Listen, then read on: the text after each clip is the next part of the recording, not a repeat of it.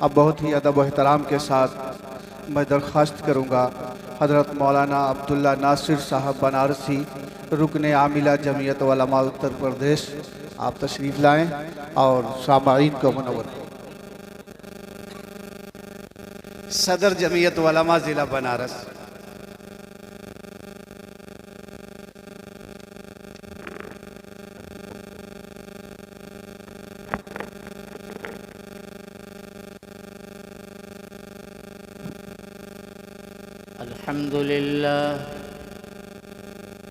الحمد لله الذي هدانا لهذا وما كنا لنهتدي لولا أن هدانا الله. لقد جاءت رسل ربنا بالحق صلوات الله عليهم أجمعين. أما بعد، فقد قال النبي الأكرم صلى الله عليه وسلم: الخلق عيال الله، فأحب الخلق إلى الله من أحسن إلى عياله، أو كما قال عليهم الصلاة والسلام. چراغ جلاؤ تو دہلیز پہ رکھو آزاد، چراغ جلاؤ تو دہلیز پہ رکھو آزاد. درون خان نبی زو ہو، برون خان نبی زو ہو. حضرت صدر محترم، علماء کرام، جمعیت علماء لکھیم پور کے ذمہ داران، مخلص خدام اور قرب و جوار سے اس اہم ترین پروگرام میں شرکت کرنے والا یہ خوبصورت مجمع، میرے عزیزوں، میرے بزرگوں، میں چند منٹ آپ سے مخاطب ہو کر رخصت ہونا چاہوں گا، اس لیے کہ مجھے ابھی لکھنؤ کا سفر اور لکھنؤ سے بنارس کا سفر ہے، میری ٹرین ہے. بس میں نے آج کے اس اجلاس کے عنوان کی مناسبت سے امام الانبیاء رحمت للعالمین، محسن انسانیت حضرت محمد الرسول اللہ صلی اللہ علیہ وسلم کا انتہائی مختصر لیکن انتہائی جامع ارشاد پیش کیا ہے. آقائے مدنی علیہ الصلاۃ والسلام فرماتے ہیں: الخلق عیال اللہ. یہ ساری کی ساری مخلوق جو ہمیں نظر آتی ہے، یہ سب کے سب اللہ کا کنبہ ہے. مخلوق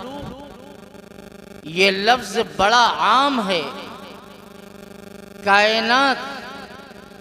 اور کائنات کی جتنی چیزیں جو ہمیں نظر آتی ہیں اور کتنی وہ چیزیں ہیں جو ہماری نظر سے ورے ہیں، یہ سب کے سب مخلوق ہے. انسان بھی مخلوق، چرند، پرند، درند، رینگنے والے کیڑے مکوڑے، جانور، حشرات الارض،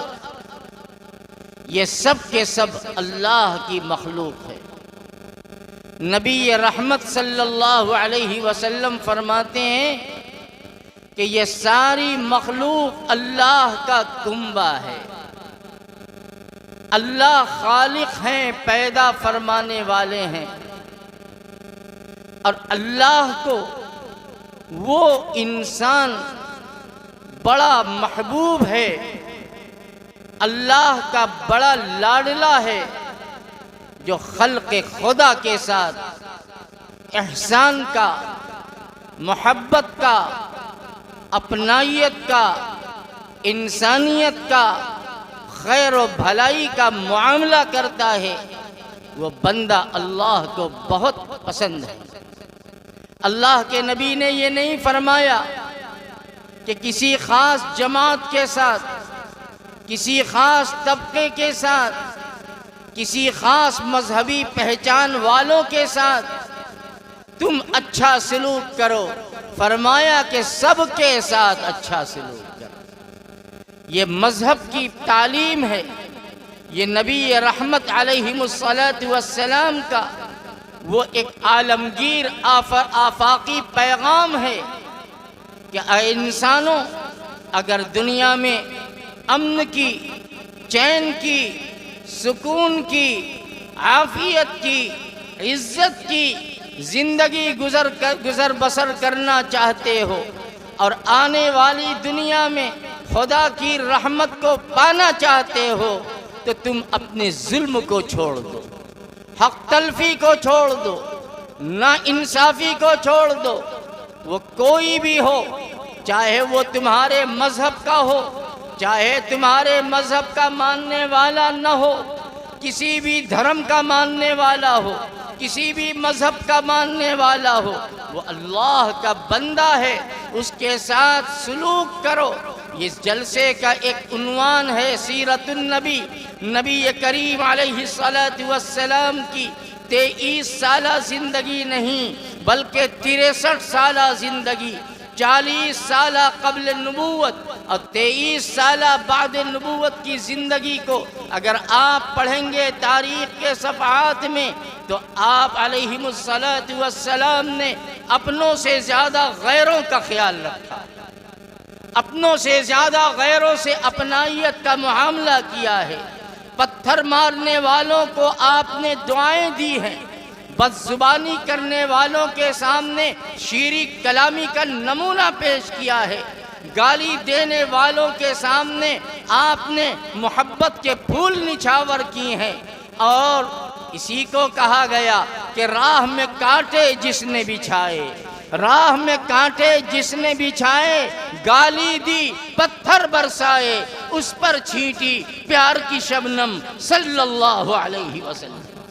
یہی ہے قومی یکجہتی کا پیغام، اور یہی ہے جمعیت علماء کا مشن کہ ہم مذہبی تفریق کے بغیر ہم اس تفریق کی دیوار کو گراتے ہیں اور انسانیت کا پیغام دیتے ہیں، اپنائیت کا سبق پڑھاتے ہیں۔ اے انسانوں، آؤ اس جمعیت علماء کے اس مشن کو اپنے سر پہ لو، اپنے دل میں لو، اور دنیا کے اندر پیار و محبت کا پیغام پھیلاؤ۔ یہ صحیح ہے کہ تمہیں گالی دی جا رہی ہے، تمہارے حقوق پامال کیے جا رہے ہیں، تمہاری جان، تمہارے مال، تمہاری مذہب، تمہارے مذہبی شعار سے کھلواڑ کیا جا رہا ہے، لیکن یاد رکھو ایک بات، ہم مسلمان کی تاریخ یہی ہے کہ ہم تو دب دب کے ابھرے ہیں، ہم انہی آزمائشوں میں ہم نے جینے کا حوصلہ پایا ہے۔ رسول اکرم صلی اللہ علیہ وسلم کی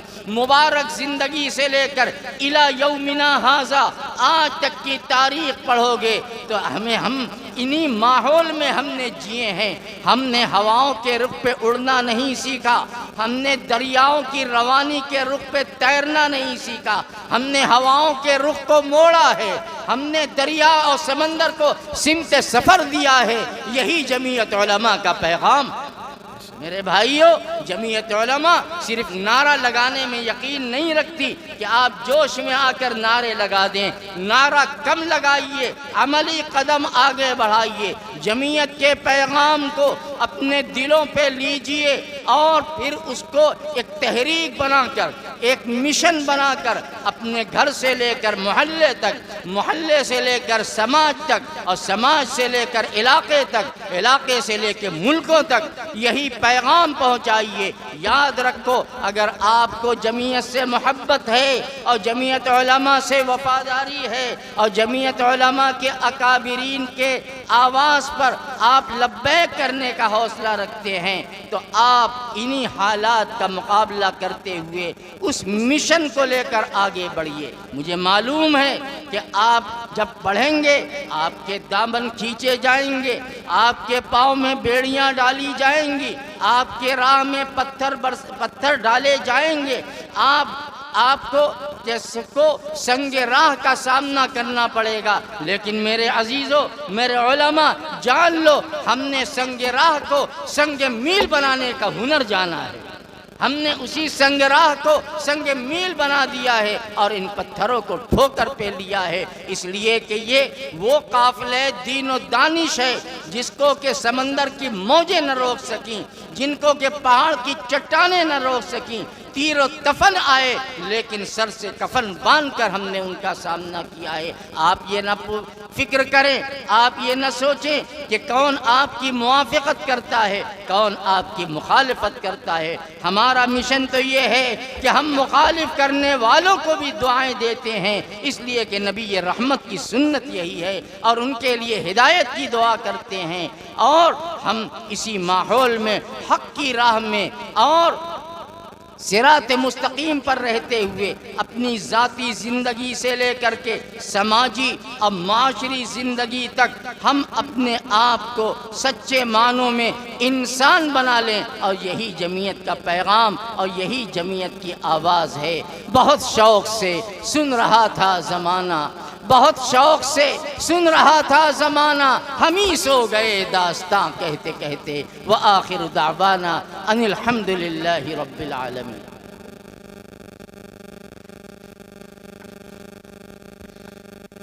حضرات